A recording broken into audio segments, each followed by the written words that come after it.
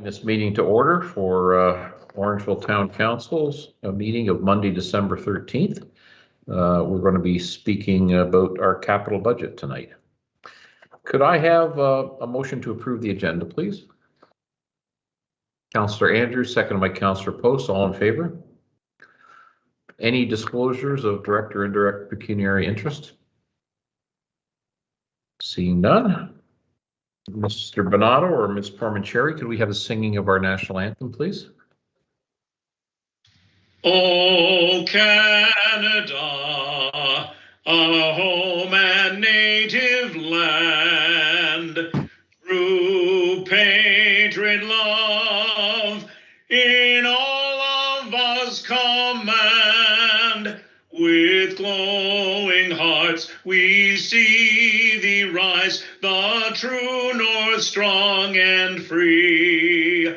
From far and wide, O Canada, we stand on guard for thee.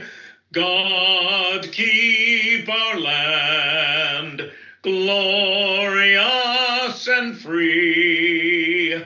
O Canada, we stand on guard for thee. O Canada, we stand on guard for thee.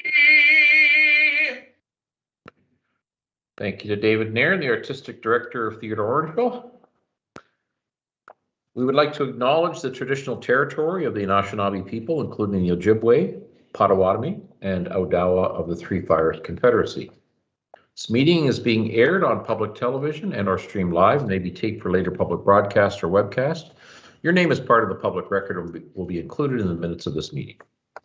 Do we have a motion to approve the minutes of council meetings of November 29th, 2021 and December 6th, 2021? Councillor Peters, seconded by Councillor Sherwood. Any further comments or errors or omissions? All in favor? No, Your Worship. No.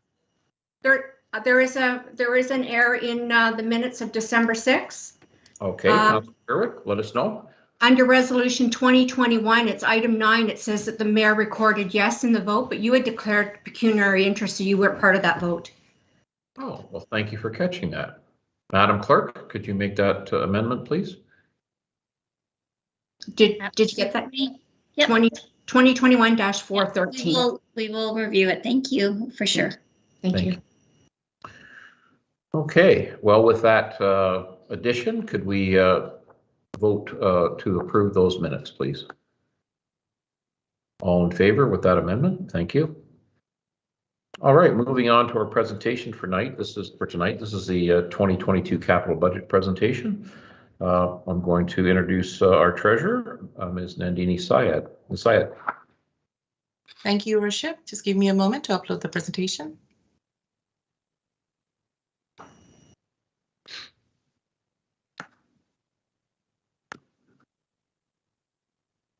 Your Worship, can you confirm that you can see my slide deck? Yes, we can. Thank you. All right, thank you very much. So thank you, Your Worship. Through you to Council, welcome to 2022 budget presentation. Our focus tonight is capital budget. So tonight we have segregated our presentation into 3 different sections. I will open tonight's agenda with yet another exciting announcement, followed by an overview of our capital investment envelope and different funding sources. I will then proceed to set the stage for a departmental capital budget presentation by Ms. McKinney, Mr. Osmond, and Mr. Kosalak. And then I will wrap up tonight's presentation with a quick and a short overview of our debt to reserve ratio. Your Worship, I'm really pleased to share with Council and community members that we have received our 2020 Financial Indicator Review from the Ministry of Municipal Affairs and Housing. So this is an annual review based on our financial statements and financial information return that we submit to the ministry every year. Our financial health is assessed across 7 indicators within 2 broader buckets. So on the left-hand side of the screen, where I'm moving my cursor, these indicators essentially speak to the sustainability of our financial health, and to the right side of the screen are the flexibility indicators. These 7 indicators are then further assessed over 3 levels of risk: high, medium, and low.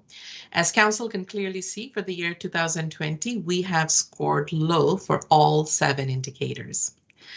Your Worship, given my 16 years in municipal finance, I can say this with some level of confidence that earning this achievement in any given year is a stellar achievement unto itself.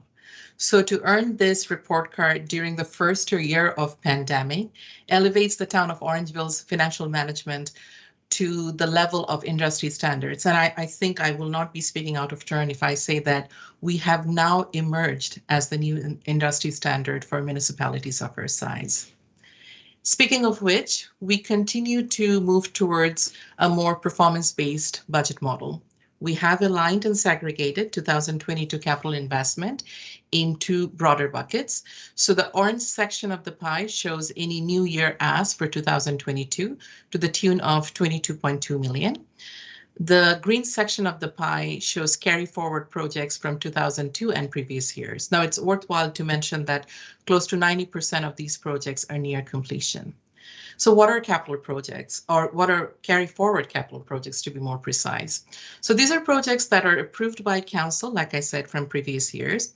Now, although some of these projects are carried forward due to unavoidable delays, most of these projects are multi-year by design. So what is the benefit of presenting these projects in a current year budget? Well, there are 3 primary reasons. The first one is it provides council a clear picture of funds that are committed to multi-year project. It provides a realistic picture of the in-year work plan and workload for capital initiatives. The second is fulfilling our fiduciary duty as it relates to transparency and accountability. And the third primary reason is to allow staff, if needed, to ask for additional dollar for projects that are already near completion or proceeding towards completion. Speaking of funding, let's take a look at capital investment by different divisions. So this chart shows capital investment by 17 division. As council can clearly see, most of our capital dollars are going towards essential services like fire, public works, water, wastewater, as well as facilities. The next chart shows our capital funding by different sources. So majority of our capital initiatives are funded through reserves and reserve funds. So this is the bar where I'm moving my cursor. Now it is again worthwhile to note that this also includes, this $34 million also includes committed funds for carry forward projects. Tax implication for the year 2022 is 2.6 million. Now, this is the same level that we have maintained since 2020 as well as in 2021. So therefore, in essence, there is really no tax levy increase when it comes to our capital budget. Your Worship, before I invite our 3 general managers to present their respective section, I would like to restate that the town's strategic plan, Orangeville Forward, continues to be the basis of our multi-year budget document. Given that this is the end of the term budget for this council, the proposed 2022 budget supports the term of council priorities and is centered on financial sustainability, economic vitality, and community stewardship. With that said, I will now invite Ms. McKinney to present Corporate Services Capital Budget. Ms. McKinney, over to you. Thank you. I think we can go to the next slide. A key theme for corporate services really continues to be progress and supporting and enabling change. I know it feels like a long time ago, but 2 years ago, as you may recall, the town had a new treasurer, clerk, and I gave my first presentation to this council as the new GM of corporate services. And the goals that our CAO, Mr. Brennan, had established with the new structure included corporate services were clear. Building on existing investments and work, corporate services is to be a department that enables the entire corporation and by extension the community as a service provider and compliance function. And from there, we built goals that align with the highest priorities of council, which we're going to talk more about today. And those for corporate services are really financial asset management, sustainability, budget planning, and taxation, enhancing communications, engagement, customer service, and adding online digital services. I know they're abbreviated on the slide, but they're relevant for our capital projects. And focusing on efficiencies. And the budgets brought forward by corporate services continue to reflect these priorities. And we appreciate the ongoing investments that this council has made and continues to make in these enabling services, services that have proven to be critical with the changes brought by the pandemic. So in 2022, in terms of highlights, as you can see from the document in the presentation, we have investments in ongoing cybersecurity program, some of which are now tied directly to insurance requirements. And you don't have to look very far to hear about breaches, security vulnerabilities, and hacks. To simplify it a little bit, Mr. Hall and I spent some time discussing the best way to describe our security program to the community. And we ask you to think about protecting our technology assets the way you would a house or a building. So we have investment in how we're supporting our users and how they access our accounts and systems, and they're authenticated, a bit like upgrading the locks on your doors and the keys to access them. And we have investments in how to identify when something is actually wrong, when someone's trying to get in who shouldn't be, or there's something happening inside the building, and it's like an alarm company telling you to take action or to try to limit damage. So those are some of the areas you see there in terms of security enhancements and increasing protection for digital assets. Now, we also have the ongoing investments in hardware, which is something the town has been very good at. And so it's continuing with investments like laptops and switches, which need to be refreshed and kept current, similar to other municipal assets. And lastly, we see the 2 electric vehicles for our bylaw team as part of our life cycle replacement. And this is intended to step forward the greening of municipal vehicles, reduce fuel consumption, and our corporate greenhouse gas emissions. So this work builds on several priority initiatives that remain underway, and there's been a lot of successes in multiple fronts that have been reflected in the document itself. And we continue to move forward a number of key initiatives that you would see in the carry forward sections, like the asset management work, records management, increasing online services, and improving the staff tools that are available for them to do their work more efficiently to provide better services for the community. So those are the highlights for corporate services for tonight. And with that, I'll turn it over to Mr. Osmond. Thank you, Ms. McKinney. Mr. Osmond. Thank you, Ms. McKinney, and thank you, Your Worship. Good evening. Before I start my presentation, I would like to extend my gratitude to my managers, the CEO of the library, and certainly the fire chief, who have put a lot of time and effort into this budget plan for 2022, and certainly have faced some challenging times over the past couple of years. And I think the budget you're seeing this year is a reflection on some of the things we've done and some of the things we're going to look at in the future. And you'll see me speak not just this evening, but probably into tomorrow night about how we might reset what we're doing, reimagining our future, and then to recalibrate some things a little differently than we have done post or pre-COVID. So in saying that, I go to the next slide. Thank you. So just a brief overview. We've highlighted 4 major projects within there's lots of projects, but these are really eye-level projects. And same as Ms. McKinney, when you look at some of the priorities setting across the spectrum, we looked at these projects to see how we could best impact what's going on in the community. Our first project was the Alder Recreation Center replacement that we spent some time on, and everybody has heard lots about over the past number of months. One of the big things about this particular project is its creation and its development and design for longevity. And we want to make sure this asset not just lasts a long time, but lasts to the full life expectancy of the Alder Recreation Complex.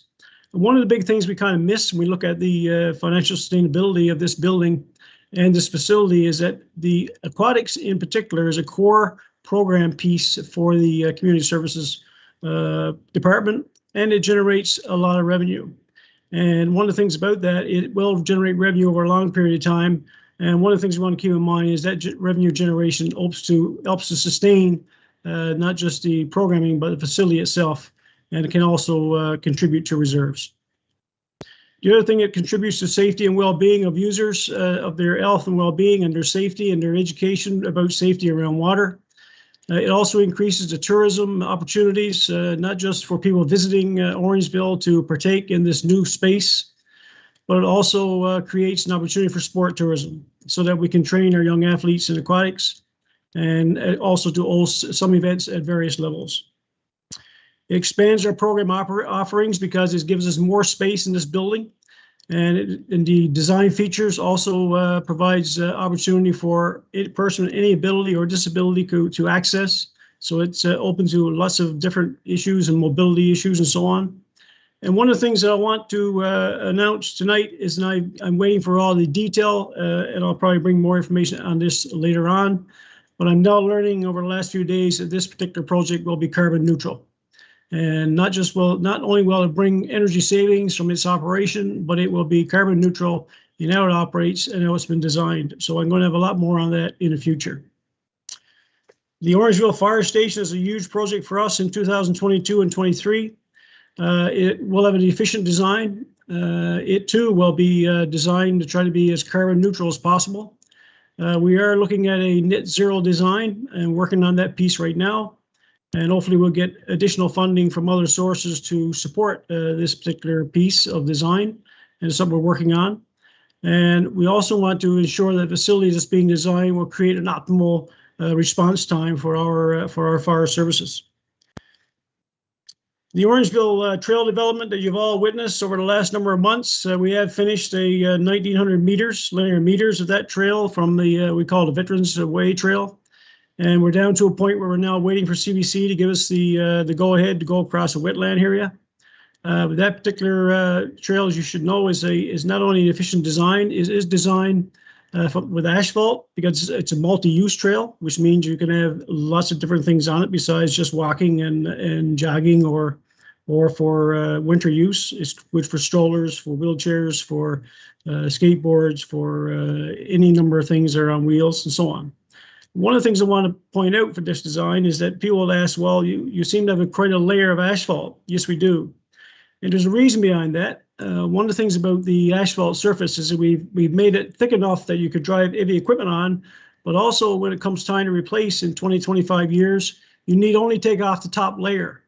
So you just grind off the top layer and put a new layer on. You don't have to replace the entire bed of asphalt. So that's one of the things we've done in this design. It's for active transportation. Our cycling people and walkers and so on in the community will all get to access it. It'll also be one of the major routes that is a corridor spine right through the community that connects the east boundary to the west boundary of Orangeville and connects the people coming up from down south and people coming up north down to connect to Orangeville. It expands our program offerings, of course, to not just throughout the community, but also to the downtown. And again, it is, like I said earlier, low maintenance design. And finally, in the last number of months, we've taken over a few projects, particularly from the infrastructure services side. And with all the buildings, we now look after, we're looking at the design and construction of the salt shed, a new structure, as well as expansion to the operations center. And that's a work in progress. Again, we want to make sure it's a longevity design, and we're looking at it from a lens that it's as low carbon as possible, low maintenance, and it's something that will be efficient to operate. And again, safety of staff is #1 priority, and the public. And we want to increase our capacity, but at the same time, offer a low maintenance space. And this is something that runs through everything we do, trying to be very efficient and maintain things as at a low cost as possible, while yet being effective. Thank you.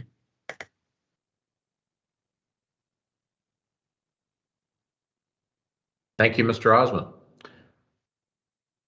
Mr. Koselleck, you're up. Good evening, Council. It's a pleasure to be here tonight. As noted, our name is Infrastructure Services, and by its nature, Infrastructure Services is really capital intensive, and you'll see that in the budget. There's a lot of capital projects. As Ray did, I'd really like to thank our team. They put the entire budget together, and my review of it, they did a really a good job, a tight job putting it together. So I'd like to just highlight 4 of the capital projects for you and talk a little bit about how they align with your strategic priorities. The first one is the water meter and billing upgrade project.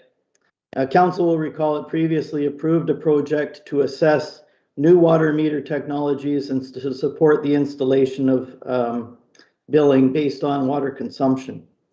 You know, the existing meters are approaching 20 years old, and the technology is old. Reading those meters physically involves going out to the meter location and touching the sensor with a reading device. Usually those readings are only done about once a month or once every 2 months.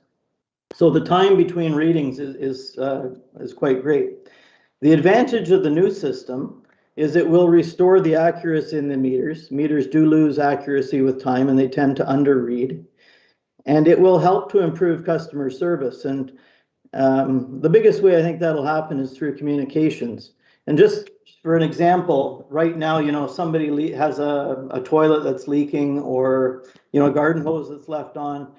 It may be a month or two before they get that ginormous water bill that says, hey, something's wrong, and they're looking for relief from that bill. With the new technology, it can be programmed to read the meter every day or every hour, and it'll identify trends in terms of individual consumption, and can be programmed to set up flags for staff to say, okay, there's something wrong here, and give you an opportunity to look at it and get to the resident and say something's up, and avoid those costly water bills. So it's a real good communication tool, and it's a really nice tool for customer service. So we're lucky that this new technology exists.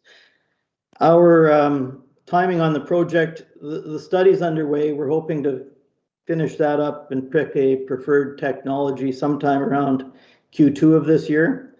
There's a potential to start the installation, so that the consultant will help us with the meter selection, potential to start the installations late this year. And it really depends on the capacity that the consultant has, but we're figuring it will take somewhere between a year or 2 years to affect all the installations in Orangeville. So that's quite an exciting project. The second one I wanted to touch on is the rehabilitation of the bricks on Broadway, and the work is just like it sounds. I understand the project was put on hold. It was going to be done this year, but the scope has been increased to include some pedestrian amenities, benches, bike racks, some tree work, and electrical upgrades to facilitate some of the downtown events. So the plan is to do the work with the additional scope in the fall of 2022. And really the reason I wanted to highlight this project for council, we're hoping to make it a bit of a showpiece and a learning tool in terms of communication. It's you can imagine replacing all those bricks on Broadway is going to be a very disruptive project, and it has the potential to cause anxiety for, you know, residents that go to downtown, the businesses, and council, other stakeholders. So what we're looking to do is work with our communications team and really take the time to deliver a number of key messages to all the stakeholders in terms of what the overall scope of the project is, when it'll be starting, when it'll be finishing. And then the goal is to provide weekly or bi-weekly updates to say, here is what we've accomplished in the last week, and this is the work plan for the next week. So they're getting that almost real-time information. I think it'll be good for the business downtown, but also for all of us when we have to answer questions. We'll all have the same information.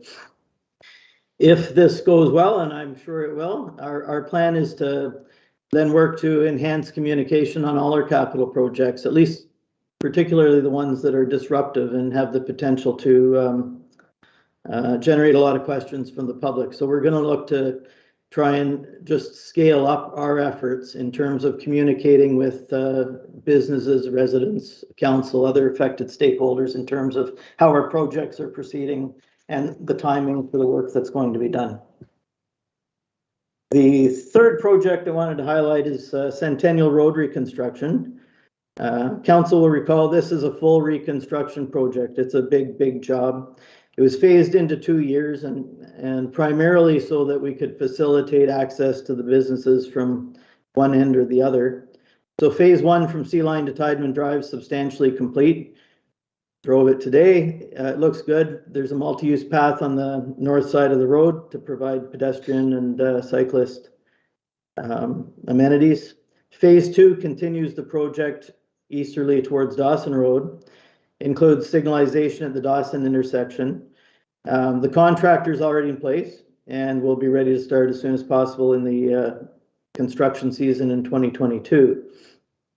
So the linkages to council's priorities include reducing maintenance costs and a number of safety improvements. We're improving the horizontal alignment about mid-concession on that road, that big curve, adding proper active transportation infrastructure, and of course signaling the Dawson Road intersection with appropriate technologies for visually impaired folks and also for cyclists.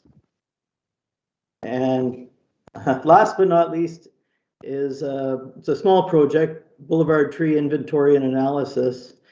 But this is the type of project that in my mind is so important for helping us to achieve goals like urban tree canopy. And you step back and look at it, trees are a wonderful asset for any municipality, both aesthetically but also health benefits. But they do have a lifespan, and sometimes the lifespan is cut short by things like emerald ash borer. So what the inventory and analysis update will do is it'll tell us what we have and where, the health condition of the trees, size. It'll identify gaps from removals that have been done for a number of reasons, including emerald ash borer, other factors, and it'll recommend new planting standards to help trees to have a better success rate in terms of getting established, types of native species that should be used, and that may vary from location to location. It'll give us a roadmap for long-term budgeting so that we can ensure there's adequate resources for all the work that needs to be done, the pruning, removals, proactive planting, and also replanting. Our goal is to have this work, all the work in 2022. It will finish the emerald ash borer removals. And the way the emerald ash borer project is laid out in the budget, it's called emerald ash borer, but really the 2023 and 2024 projects are based on doing all the proactive planting, and there's a lot of replanting that needs to be done. So those 2 years have been targeted to really catch up and get all the proactive planting done, and the timing of it is such that the planting will be done after we have this tree inventory and analysis complete. So thank you very much, Council. Thank you, Mr. Koselleck. Ms. Syed, did you? Yes, Your Worship. Thank you. Thank you, Mr. Koselleck. Through you, Your Worship, to Council. So before we wrap up tonight's presentation, I just wanted to give you a quick overview of our debt to reserve ratio. As I indicated in the beginning of the presentation, we have received a stellar report card from the provincial government as it relates to both our sustainability as well as our flexibility indicators. So when it comes to debt to reserve ratio, you want to make sure that the debt and reserve ratio at a minimum is 1:1 and at a maximum is 2:1. As you can see, over the horizon of a 10-year period, we have maintained a very healthy balance to our debt to reserve ratio. Towards the outer years, our debt levels are slowly but surely winding down as our reserve levels are sort of building up.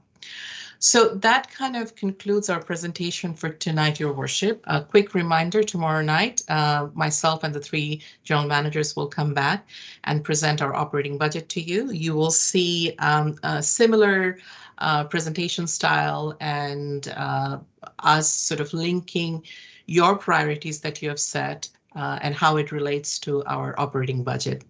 Although tonight I do not have a formal recommendation for council, however, if council wishes, they can approve the capital budget in principle, given that there is 0 tax levy increase as it pertains to the capital budget for 2022. That said, I will end tonight's presentation. Thank you, everyone. Thank you to our GMs for joining me tonight. Thank you, Council, for listening in. Back to you, Your Worship. Thank you, Madam Treasurer, and to the general managers for the presentation tonight.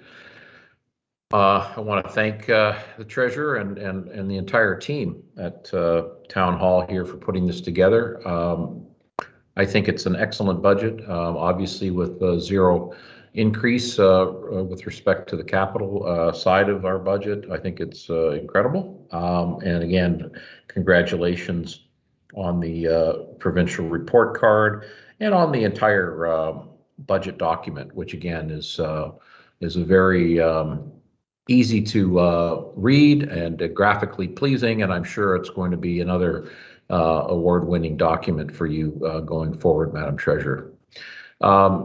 Councillors, I mean, this is an easy one for me. I don't know if anybody else has got any issues they wish to speak to on this budget, but I can tell you I'm prepared to approve it as it is, but we will listen to other councillors. We've got Councillor Post and Councillor Taylor. Councillor Post, you go ahead.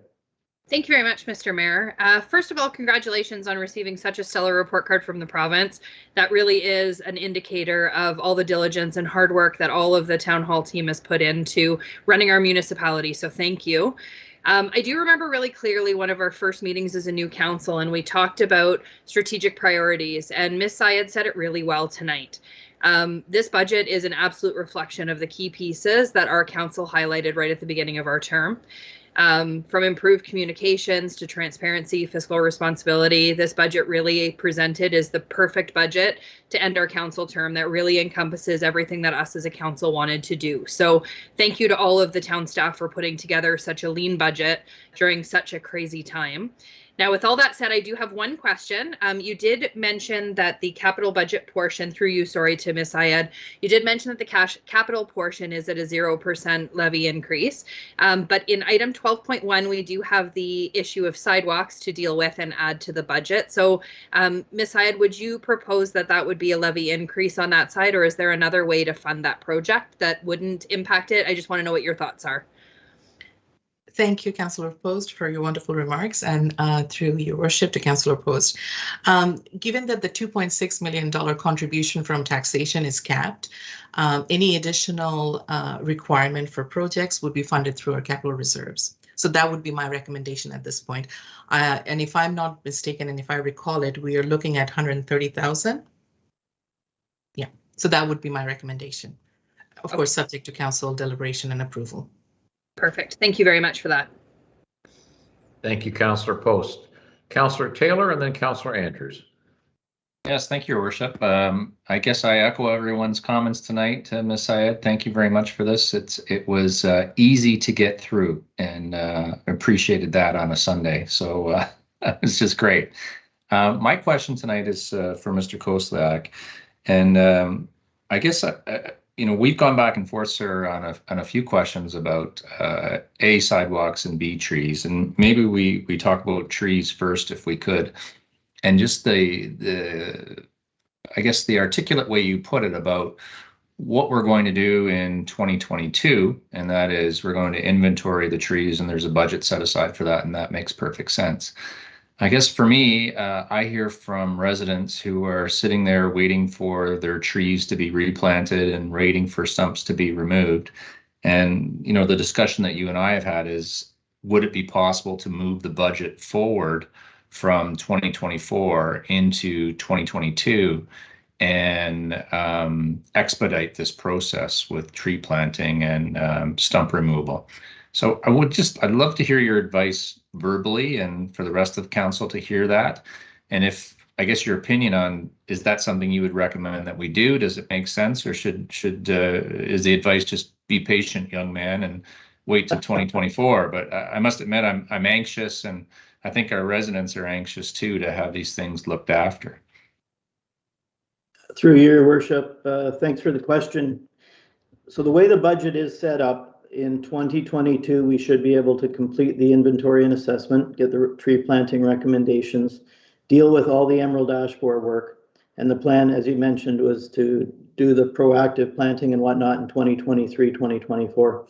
It is possible. So the good news is we have our contractor lined up for next year, and we've identified the work plan in terms of all the EAB work that has to be done. In talking to our staff and the contractor, we're confident we'll be able to start work ASAP in the spring, as soon as the frost is out of the ground, and get a real head start on that work this year. So that's the good news. The tree inventory and assessment work hasn't commenced yet. We're actually doing interviews for a sustainability coordinator in the next week or so. So I'm hoping to have that person on staff by the end of the year, early next year. And one of their key focuses early on will be to get that study going and get it done. When that study is complete, it will come to council, and when we have the recommendations in terms of the planting plan, it's quite possible that we can get it to council early enough that we could start some additional planting in the fall, and that additional planting would reflect the recommendations of that study. I can assure council, when we have them in place, I'll make that a priority for them. And when that happens, there may be opportunity to do some additional sort of proactive planting in the fall and advance some of the work that we had planned for 2023 or 2024. I would look to council if and how much work it wanted to advance. If I may, Your Worship, just a quick follow-up. Would you have a recommendation on what that would be? One option certainly is to advance the 2024 project into 2022. We would do as much of the planting as we could in 2022. It may not be all of it, but having the funding in place would actually allow us to start the work. And if we can get the inventory and assessment done soon enough, we may be able to get quite a bit of work done in the fall. One of the challenges we face with the planting program is the ability to get timely locates from our locate partners.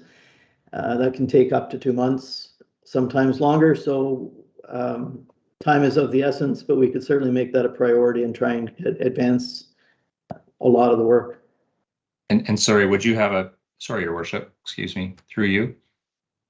Go ahead, sir. Yeah. How much money would you recommend for that, Mr. Koslag? If, in my mind, to make it simple, Councillor Taylor, I would be comfortable with just advance the 2024 funds into 2022. And we would, if it wasn't all spent, it would come into next year's budget as a carry forward, and the rest of it would be spent on planting in 2023. But it would allow that work to be advanced by at least a year. Did you have another question, Councillor Taylor? No, thank you, Your Worship. Okay, let's go with Councillor Andrews and then Councillor Sherwood. Well, thank you very much, Your Worship. I appreciate very much the opportunity to express my gratitude to not only Madam Treasurer, but also our 3 general managers and also the other staff who've been involved in presenting this capital portion of our 2022 budget. As was highlighted by one of the general managers, we're addressing not only the financial asset management, but also very much a forward-thinking budget and very proactive, and I have to commend them on that. Madam Treasurer, there was an announcement that was made by MPP's Sylvia Jones's office regarding a significant increase for our region of some funding for infrastructure projects to the tune of about $7.6 million. I think this came across on Friday. And part of this investment was to, of course, support infrastructure, road repairs, bridges, wastewater infrastructure, and so on. I know it's premature, and again, we're in the midst of our budget deliberation, but in your view, if we are determined to get a certain portion of money, again, there will be 10 municipalities will be the benefactors of this. Where would this money go, and would this potentially support the budget for 2022? Madam Treasurer. Through Your Worship, to Councillor Andrews, yes, I am aware of the announcement. I think, like you said, it came out on Friday. So a couple of things. I do agree with you that it is too premature to actually ascertain how much we will receive from that announcement. And the other part of it is until such time a TPA or transfer payment agreement is in place and signed by both parties, meaning the municipality as well as the ministry, because within the transfer payment agreement, there are, given that most of these fundings are conditional in nature, it will lay out or set out any conditions around what kind of projects can be financed through this. So until such time, it would be very difficult for either the finance team or some of our other division heads to kind of put together a project plan around that. So it is slightly premature to make that plan. And in terms of how does it affect 2022, well, we are currently within the process of this budget to be approved. And this is not, and if I may elaborate on this, it's not unique or to the town of Orangeville in the sense that most provincial grants do get announced by the time most municipalities do approve their budget. So essentially, we have two options, and again, it's not an exhaustive list, but the first option is to park that money in a reserve and sort of come back in the new year and seek for council approval in terms of project design and so on and so forth, because by then we'll have a TPA in place. And the other way to go about this is to park the money in a reserve and then incorporate that in the next year's budget, that is 2023. So those would be my initial reaction to your question, but I'm more than happy to elaborate. Thank you very much, Madam Treasurer. I really appreciate the clarity and, of course, your guidance on this. That's all I have, Your Worship, at this point. Thank you, Councillor Andrews. Councillor Sherwood and then Councillor Peters. Go ahead, Councillor Sherwood. Yes, through your worship. I just have a couple of comments and questions. First of all, I want to congratulate our treasurer. As usual, she's knocked it out of the park and won more awards for us, and to have such an amazing report card from the ministry. What an accomplishment. I see you've got your awards behind you, displayed proudly, and so you should. So again, thank you very much. I also want to thank you for pointing out in your slideshow, for those of you that are maybe reading along with the document and they think that $56 million in capital projects are being funded this year. I'm glad how you showed and separated out for further explanation that some are carried forward, so therefore those funds have already been accounted for, and we're just still dealing with 22.2 million. So thank you again for that clarification. I do have one more question for the treasurer, and then I'm going to have a question for Mr. Osmond. For the 2020 surplus, we had we parked it in the reserves. Did we use any of that to offset any of this budget, or is it still nicely tucked away in reserves? Madam Treasurer. Through your worship, to Councillor Sherwood.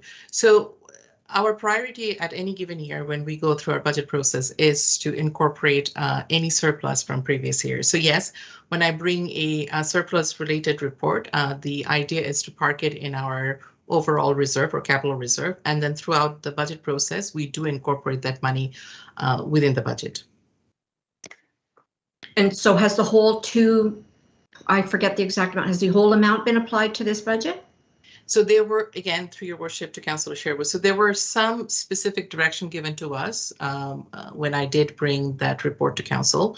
I believe a portion of that were put towards, I'm trying to remember some of the projects that council has assigned us to use the surplus money for. But yes, the short answer is what we do is for any given budget year, we take the surplus from the previous year, in this case 2020, because there is always a year lag, and we incorporate that surplus money within our capital budget envelope.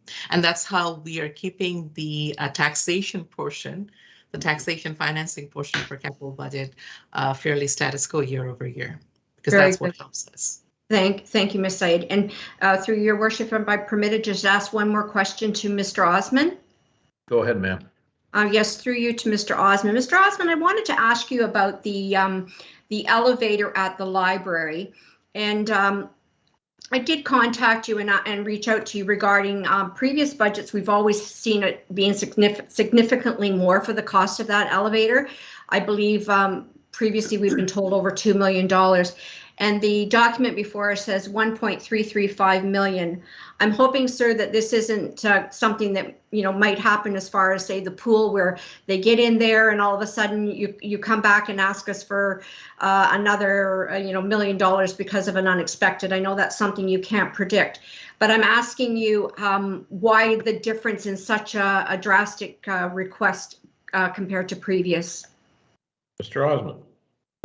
Thank you, Your Worship. Through you to Councillor Sherwood. Yes, it was a good question. We started doing our work on that. We had a consultant take a look at the elevator the elevator we have now and the elevator we're going to need going into the future, and then give us some options. So what we had, we were laying out the 2.5 million. Actually, was a number we were using in previous years because we were carrying a number for it, looking at the worst case scenario. And when we got our homework done and we had the consultant take a look at it, he came back with two options. The option that required us to go 2.5 million really required us to change the north end of the building, the exit, if you would, out into the garden area. If everybody understands what a garden area is in the front off of Broadway, directly off of Broadway. So essentially what it did was it really pushed the old envelope structurally out to the front towards Broadway.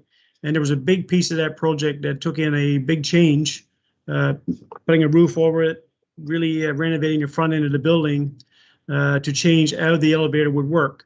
And option two was to simply give us an elevator, give us access to the downstairs by making a small change to the front of the building, and then incorporate some minor changes to the reception area. So what you see in this budget is an elevator shaft from basement to top floor, a larger elevator shaft to OIDA standards, and then you would have the modification around the side of that elevator to get you to the downstairs. And we had to change the front end a little bit when you come into the building. So when people come into the reception, there was a reception would change in order to facilitate how people move in and out of the building and go to the elevator and downstairs. So really we had two options, and we're providing the option at a lower rate because we're not doing any expansion to the front of the building, if we would. And that was substantial dollars that we felt not appropriate. We just need to get an elevator, and any future changes is something you could look at down the road. So Mr. Osmond, I was just going to ask how come you chose to have the elevator and a front desk reconstruction considered one project? Is it because the elevator is going to affect the front desk area, or why were they not submitted as two different projects? The elevator and the front desk, they basically there's a response piece to both pieces. So when you come into the building, you get met. The staff are already backed off from the access to the building, and the staff wanted to control people coming into the front.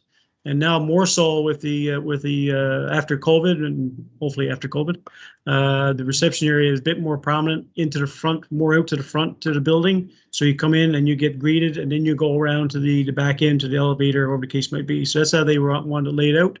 And we need to do some cleanup to the front end from a functionality perspective, and we want to deal with it all at the same time while we were doing also modified change to go. If you picture now when you go in the library, you go straight down a little hallway. Down to the back stairway. We need to push that out in order to make that work. So we're going to be changing that front end anyway. So we figured we do the reception area at the same time. Understood. Thank you, Mr. Osmond. All right. Thanks, Councillor Sherwood. Councillor Peters. Thanks, Mr. Mayor. I just have a few questions, if you don't mind. Try and go sort of rapid fire here. The first one to Mr. Osmond. So through you, we have a number of HVAC upgrades, specifically air handling units that are proposed now and in the coming years. I was wondering if you could speak to sort of the level of efficiency that the budget provides, and whether or not, sometimes for, an extra 10% or so, you can get to that next level of efficiency or durability, say moving to semi-custom units or condensing technology as opposed to standard natural gas, that kind of thing. So could you comment on whether, slight increases to those budgets would offer us a greater efficiency, or sort of what level you've targeted with the budget so far? Thank you. Through you, Your Worship, to Councillor Peters. That's a good question. As I was saying a couple of years ago, I think in a comment I made to you earlier, a couple of years ago, in 2018, we did a report on all of our HVAC units by an HVAC engineer, take a look at it. Mechanical engineer, and came back with a report on what we need to do with a lot of our units. A lot of our units were coming to end of life, and at the time we wanted to make sure that we were getting HVAC units that were far more efficient than the ones that were put on Alder, as an example, back in 2003. Likewise, we had the same situation with Town Hall. We want to make sure we use units that are as energy efficient as possible. The question I posed to our staff was, when we go out to tender, normally what we do is we actually provide an option to give us an option to purchase an HVAC unit that gives us a variety of options open to us. So, for instance, how can we enhance our energy efficiency if we do certain things with that particular HVAC unit?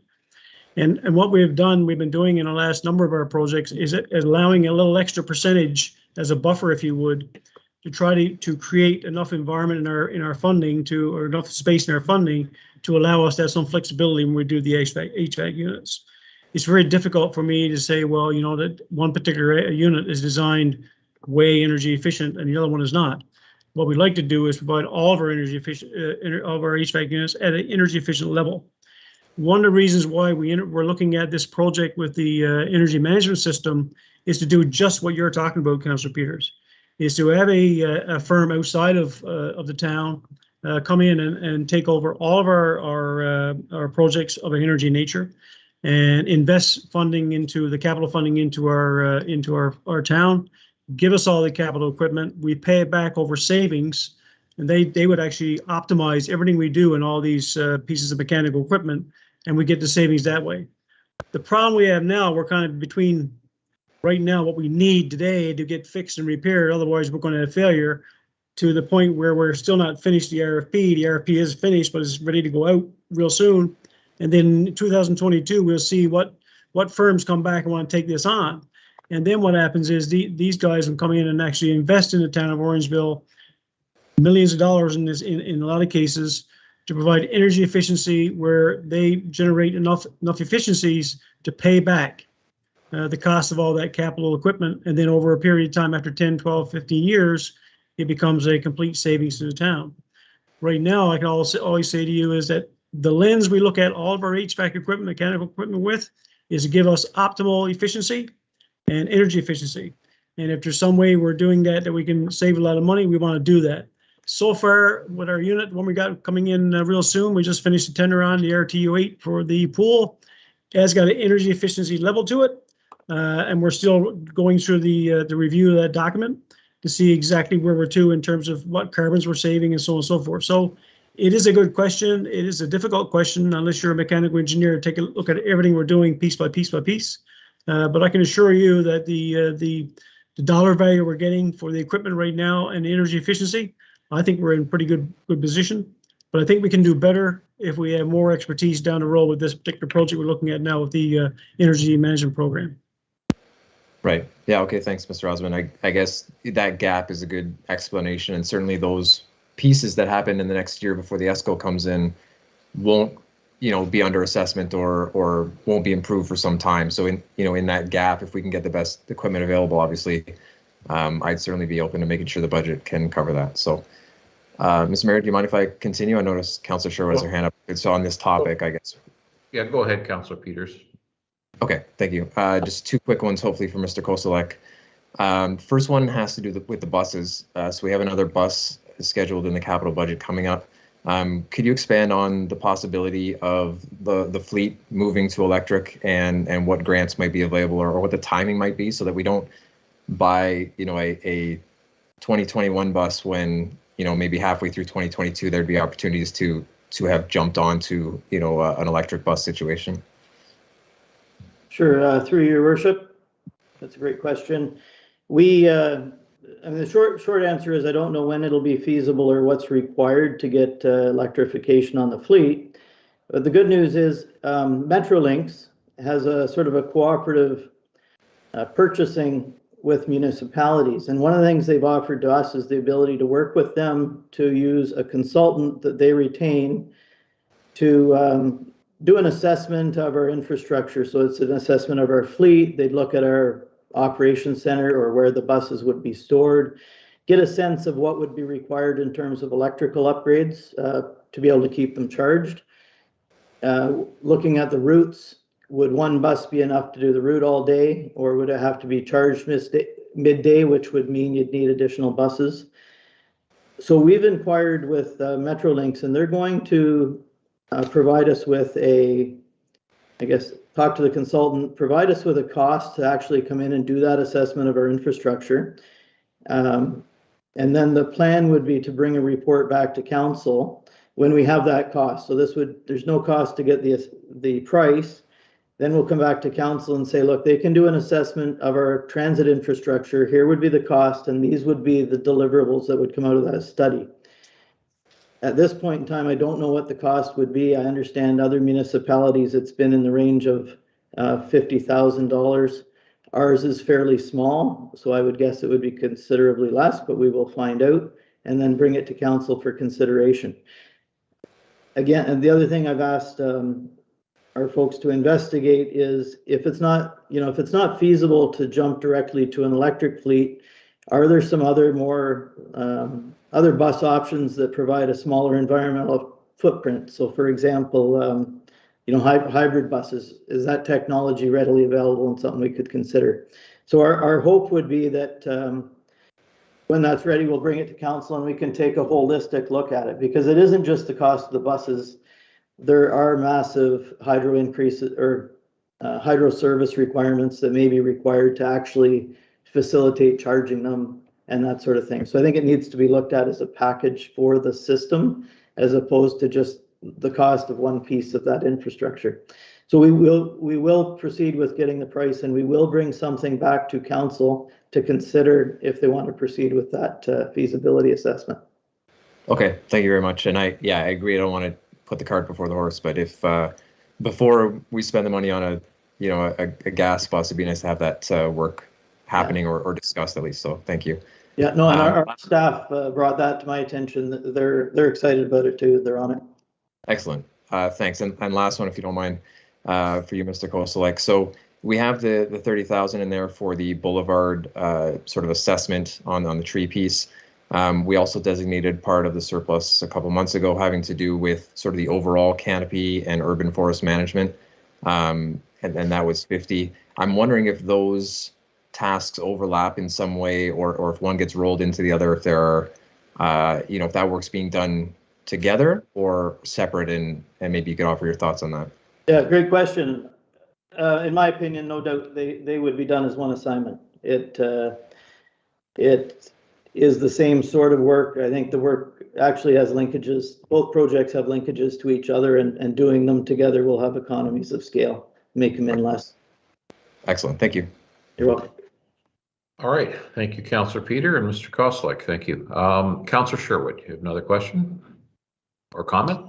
Yes, Your Worship. I would like to put forward a motion that we approve the 2022 capital budget as presented this evening in concept based on the approval of the operating budget tomorrow evening. Right.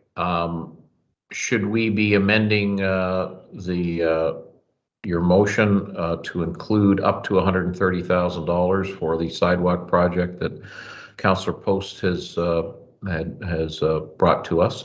I thought perhaps we would be discussing that when we get to the staff reports, because I don't know if I'm in full support of approving that in the 2022 budget. So I thought we'd be discussing that coming up. Okay. Okay. So right.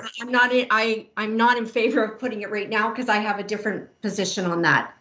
Okay. But so I'm asking to approve the 2022 budget based on what has been put before us this evening, with exception of the approving of the operating budget. Right. Okay. Do you have a seconder for that? Councillor Andrews.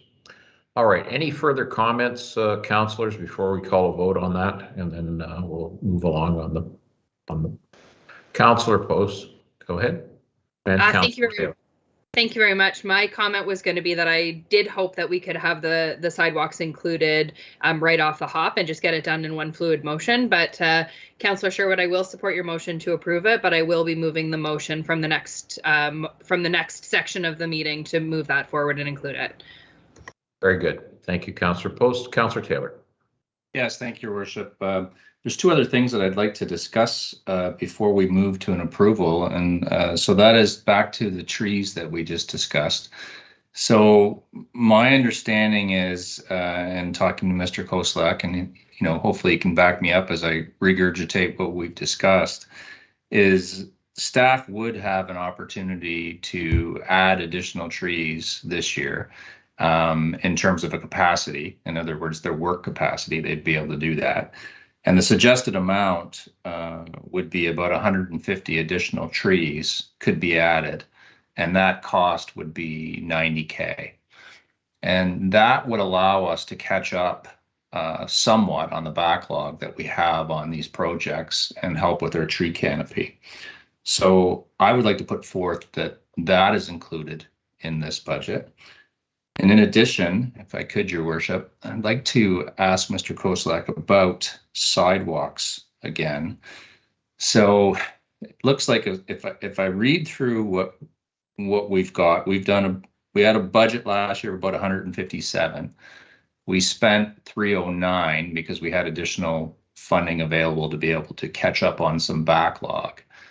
If we were to catch up on backlog of sidewalks and have capacity in terms of your team to be able to do that, how much additional funding would you require to be able to get that done over and above the budget amounts that we have available?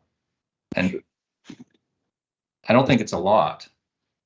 No, so through your worship, Councillor Taylor asked me about this before, so I was able to dig out some intel. The total amount of sort of sidewalk deficiencies that remains outstanding, and I'll just touch on what they are. Our staff identified there's 205 bays that are sort of have those severe cracks. There's 26 bays that have offsets and a few with sort of other surface issues. There's a lot of them that are potential. Council may know of the mud jacking program, but you can fix the settlements with mud jacking. It's fairly quick and less intrusive than excavation and replacement. So to affect the repairs on those bays, it would be a mix of bay replacements and mud jacking. The total cost based on the estimate staff provided was $103,000. So basically $100,000. And that's the amount of money that would be needed to clean up the entire backlog that exists at now. Then the money that's in the 2022 budget would really be for the new deficiencies that show up. They show up every year after the winter due to frost heave and different things, and there'd be funds in the budget to deal with the new stuff that comes up in the spring. Very good. So, Your Worship, if I may. Okay. So I would like to suggest that we add to this budget $90,000 to catch up on trees, which is the 150 trees. And I'd also like to suggest that we add an additional $100,000 to catch up on sidewalks that require repair throughout town. So that's 90 for trees and 100 for backlog on sidewalks on both those two programs. Madam Treasurer. Through you to Councillor Taylor. So the 100,000, is it outside of the $130,000 ask? If you can clarify that for me. I'll rely on Mr. Koslak, but I believe that's exactly right. Yes, it's in addition to. Yes, Your Worship, that would be in addition to. The 130,000 is specifically to a sidewalk on First Street that provides a connection to a sort of new development. Okay. Well, my thoughts are we talked about the tree canopy and that there was a study that needed to be done, and that it was sort of the cart before the horse on that. I think we need to go through that study before we think about how we're going to implement the tree canopy additions. That's my personal thoughts. And regarding sidewalk, we're spending $1 million on Broadway on sidewalks. We're spending another 130 on sidewalks. Again, personally, I think we're doing quite a lot on sidewalks right now. The infrastructure capital budget is significant, in the order of over $20 million this year, including significant, overlay from the last year. I don't think we need to add any more personally, but it's up to council if they wish to go ahead with this suggestion like Councillor Taylor. Councillor Sherwood, do you have your hand up? Councillor Sherwood, you're muted. Peters says. I'm sorry? You're muted, Councillor. Councillor Peters has his hand up. Peter was first. Peters, Councillor go ahead. Peters was first. Councillor Peters. Sure. Thank you, Councillor Sherwood, and through you, Mr. Mayor. I guess through you to Mr. Koslak, can you confirm that if we brought that money for the trees forward, they would be, I think you alluded to this, but maybe I misunderstood. The target would be to have that replacement done in the fall, at which point the study for the boulevard trees was already complete. Is that correct? Yes. Yes, through your worship, just to go back. So the intent is we're hiring a sustainability coordinator. The study on the trees will be priority one for them when they're hired. I'm hoping to get that work done into council late summer in time that we could do some additional planting based on the recommendations of that study in the fall. But just to be clear, the timing of that additional work would be the late season work, the money that's already in the budget. We have our contractor in place and we can call that tender ASAP in the spring so that it gets going right away. I suggested the $90,000 figure because that reflects 150 trees. It's a relatively low number, and I think it's something, should council want to advance that tree canopy work, it's a doable amount for our group and our contractor. I would be reluctant to recommend any more than that, just because the amount of time that will be available in the fall to do more planting. So there is a limited window to get the work done, but if we can get this study done quickly, there will be a window to get some of it done in the fall. Right, thank you. So I guess through you, Mr. Mayor, my comments would be of the pieces we're juggling here, I think that one would be worthwhile, and it sounds like the timing could line up. And of course, the tree planted this year instead of next has that much more opportunity. So understanding the sidewalk situation does need to be improved, and I don't want to belittle that point at all. But these are, some permanent things that we can get, in terms of our town assets, hopefully in the ground in the same year. So if the whole package together wasn't amenable, as Councillor Taylor proposed, I think the piece that should be prioritized would be the tree replacement. Right. If I could ask a question of Mr. Koslik, when's the ideal time to plant trees, Mr. Koslik? The ideal time is when the trees are dormant. So there's really two windows. One's in the spring when the frost is out of the ground, and one's in the fall when the growing season's over and the trees start to become dormant again. Very good. Thank you. You're welcome. I'm not sure who was first. Councillor Taylor, you had another comment or? No, sir. Sorry, I've left my hand up. Right. Councillor Andrews, go ahead, sir.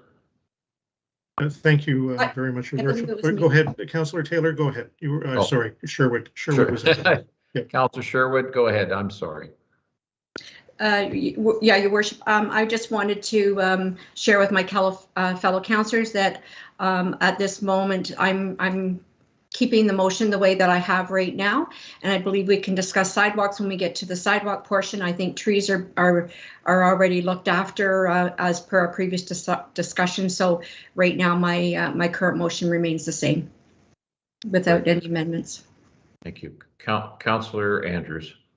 Yeah, thank you. I was just going to pose the question to Madam Treasurer on where you see the impact of some of the requests that have been put forth by a couple of other members of council here. Through Your Worship to Councillor Andrews, thank you for the question. So if my math is correct, and I hope it is, so the total ask outside of the budget ask is 320,000. That would be 130 for the first street sidewalk, 90K for tree, and 100K for sidewalks in general. Is that a fair estimate? I'm just looking to council. And where would you fund that from? So we would fund that from our general capital reserves, and we do have the room to do that. Okay. That's a clarification I was looking for, Madam Treasurer. Thank you. Okay. All right. Councillor Post, you wish to speak again? Yes, thank you so much, Mr. Mayor. I actually have a question through you to Ms. Landry from a procedural perspective. The motion on the floor right now is to approve the capital budget as is laid out, but it looks like we have 3 additional areas that we need to discuss before we can really approve that. So just from a procedural perspective, what would you suggest? How would you suggest we move forward from here?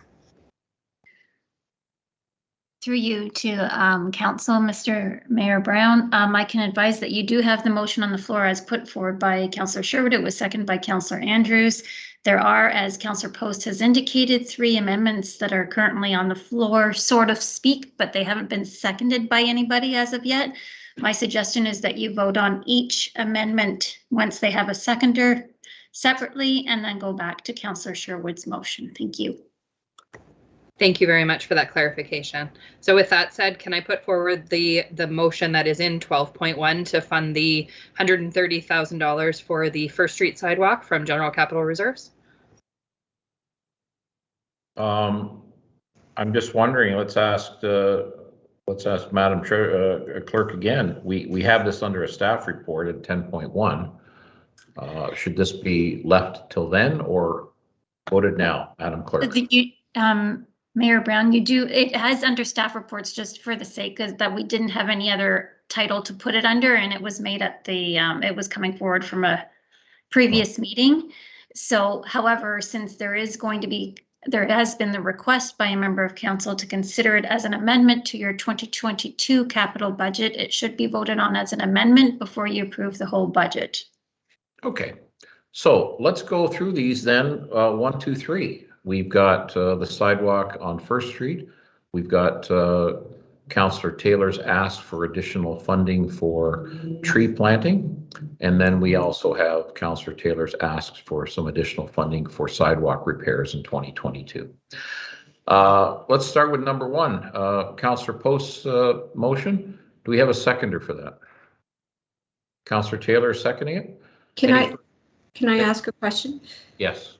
It's not that I'm against the, Your Worship, it's not that I'm against the sidewalk on First Street. I just think because the project won't be done till the latter part of 2022, that would be more feasible to have this included in a 2023 budget and have it done in 2023 after the project is already done, and then therefore it can be included in a budget.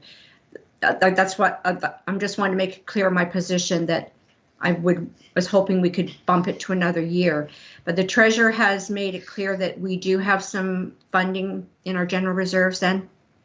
That's correct. Okay. Yeah, that's right. That's the only thing I'm thinking is, like, because the project won't, I can't see SHIP being built before the year from now.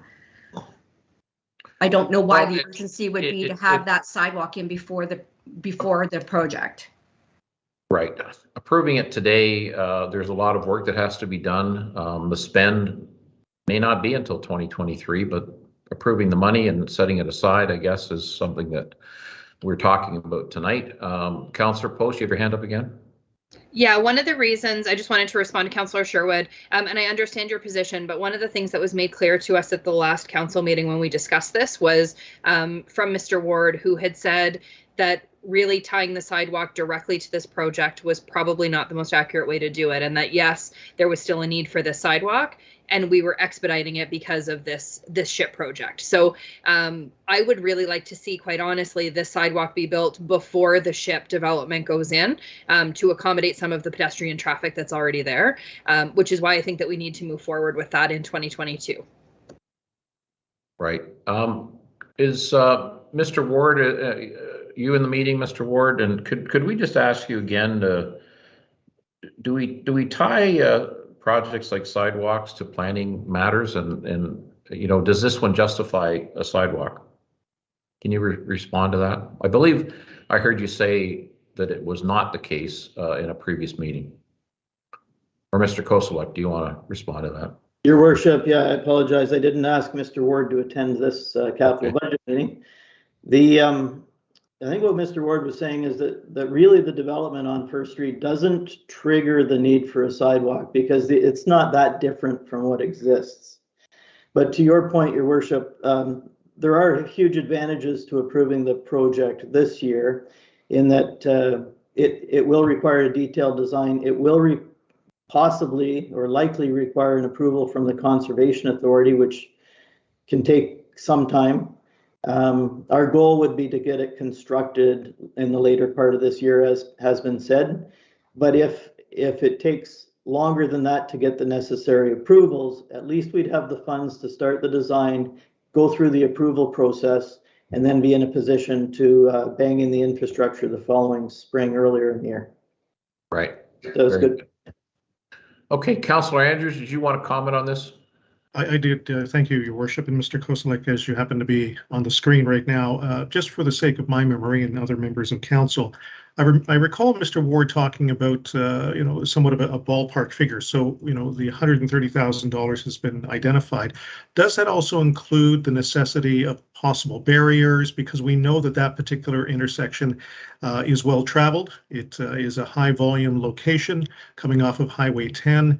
So for the sake of the protection of pedestrians and others that may be navigating through that proposed sidewalk, is that also inclusive of that?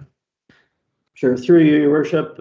It's a good question. The sidewalk, it's not a long section of sidewalk, and the walking surface is actually the inexpensive part of it.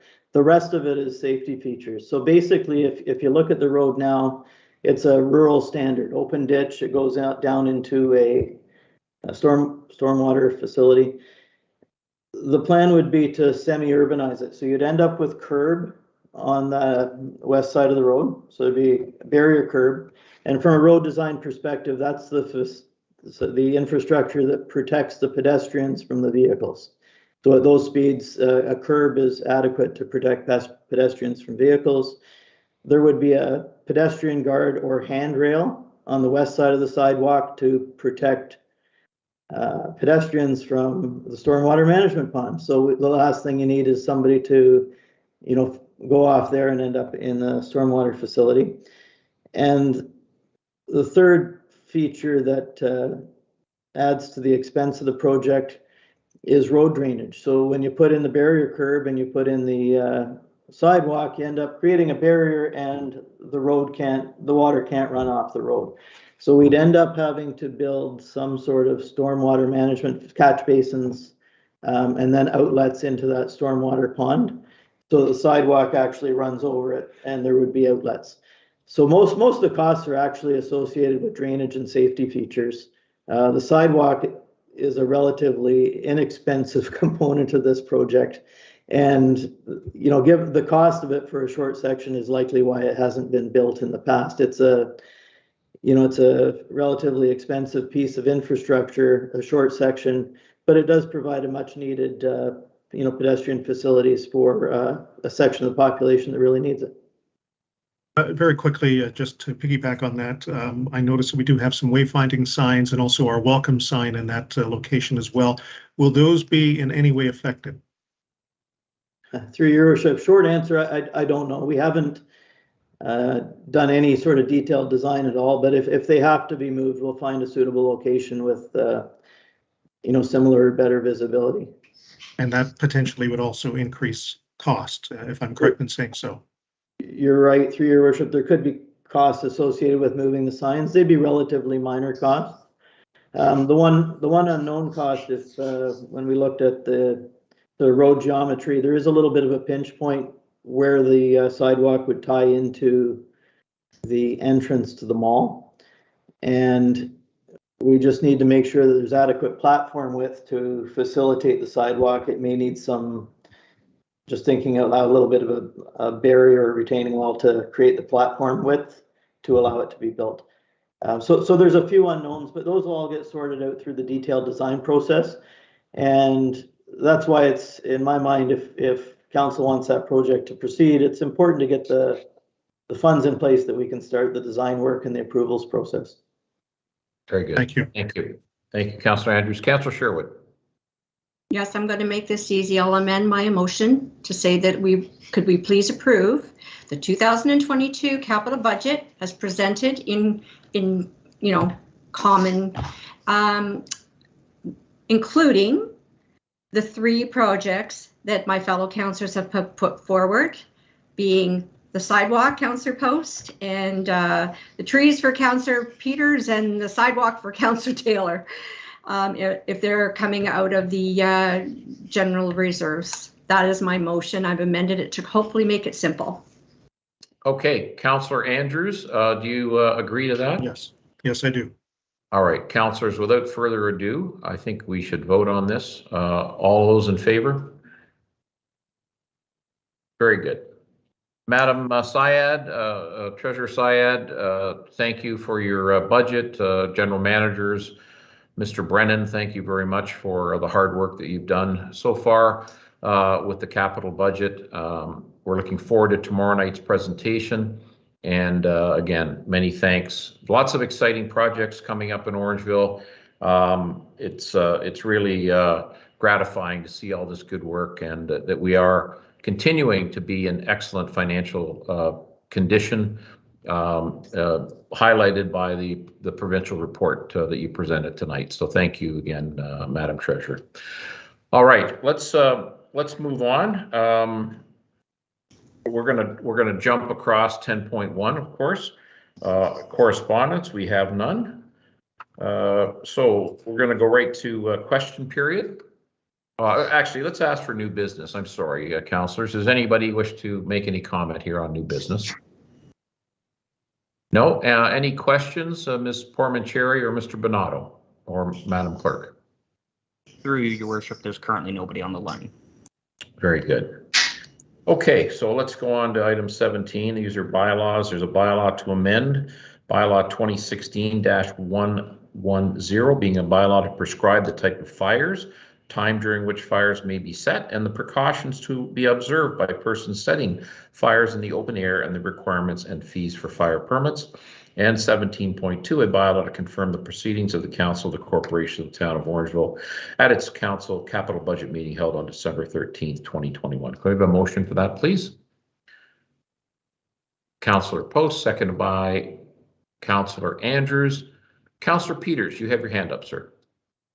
Thank you, Mr. Mayor. Through you, I was just hoping for clarity on the fire bylaws. Is this the extension of the time period that we discussed at the previous meeting? That is my understanding. Madam Clerk, could you clarify, please?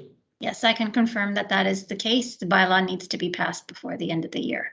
Right. And that was to extend this until a decision likely January 24th, but the extension was to January 25th, as I recall. That is correct. Okay, so we have this motion on the floor. All in favor? And a motion to adjourn, please. Councillor Taylor, second by Councillor Peters, all in favor? All right, any, thank you, everyone. Mr. Mayor, sorry, Yes. I could just see, I think Councillor Peters wanted to catch your attention as it related to the vote on the bylaws.